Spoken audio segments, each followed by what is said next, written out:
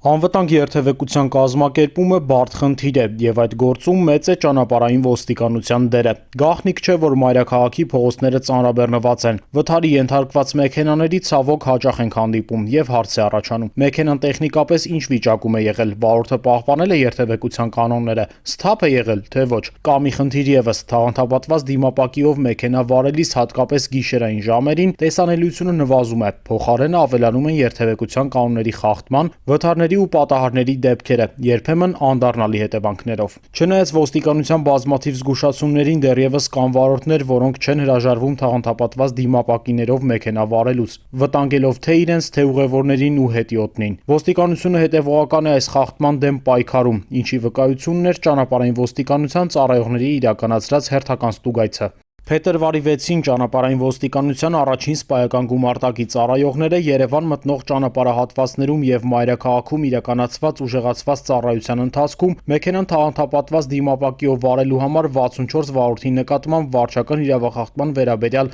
արձանագրություն են կազմել, իսկ 36 վարորդ դիմապակիների թաղանթապատումը վերացրել են խախտումը հայտնաբերելու պահին։ Ճանապարհային ոստիկանությունը իրազեկում է, որ նման միջոցառումները շարունակական են լինելու։